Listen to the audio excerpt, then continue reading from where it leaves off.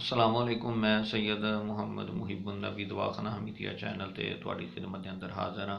पहले मैं एक वीडियो बना के अपलोड कर चुकिया जिंदे अंदर मैं तुहानू दस्सिया सी कि ये वबाई दिनों के अंदर कब्ज़ का इलाज क्यों ज़रूरी है और कब्ज़ का इलाज किस तरह किया जा सकता है। और ये जी मैं वीडियो बना रहा इहदे अंदर मैं तुहानू दसन लगा कि गुरदियां के अगर मसाइल का कोई शिकार है तो उन्होंने इलाज करना क्यों ज़रूरी है। याद रखना किसी भी बीमारी के सूरत के अंदर गुरदियां का बड़ा अहम किरदार होंदा है जिसम नू उस बीमारी तो बचाने के लिए और उनके तो महफूज करने लई उस बीमारी के हमले चों बाहर कढ़न के लिए। अगर किसी मेरे भैन भाई के पहले ही गुरदे सही काम नहीं कर रहे, खराब ने, तो अगर वबा के दिन ने और ऐसी अल्लाह ना करे कोई सूरत बने, अगर कोई ऐसी सूरत बन जाए तो गुरदियां के उत्ते बहुत ज़्यादा बोझ बन जाएगा और फिर जड़े ने वो बड़े पेचीदा मसाइल पैदा हो सकते हैं।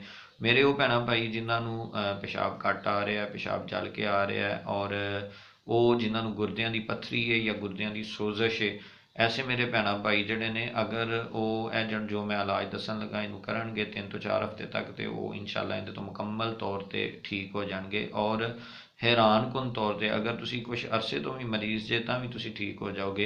ये आम जिहा फार्मूला नहीं जिहड़ा मैं तुहानू दसन लगा, ये फार्मूला जिहड़ा तकरीबन 150-200 साल तो दवाखानियां ते इस्तेमाल हो रहा है। और इहो ही फार्मूला अगर तुसी किसी अपने तबीब के कोल, काबल तबीब के कोल लैके जाओ, उन्होंने पूछना है की फार्मूला, तुहानू दसेगा ये की है।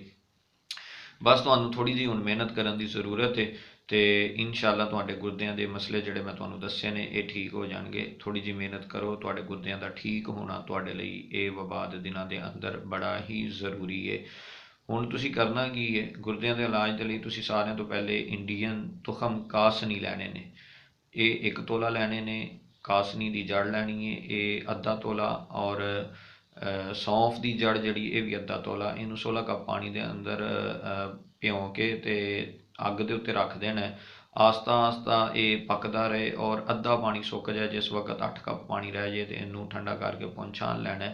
तो दूसरा इसे पानी के नाल तुसी दोरी डंडा लैके ते उहदे विच सौंफ, खीरे का मगज़, खरबूजे का मगज़ और तरबूज का मगज़ 6-6 ग्राम पा के अच्छी तरह रगड़ के उहदा शीरा हासिल करना है। फिर इनू एक जिहा करके ते इनू तुसी फ्रिज दे विच पुन छान के रख लैना है। ये तुहाडे कोल 8 कप अगर पानी घट होए तो इहदे पानी पा के 8 कप कर लो। अगर पानी थोड़ा ज़्यादा होए तो खुराकां 8 ही करनियां ने तुसी।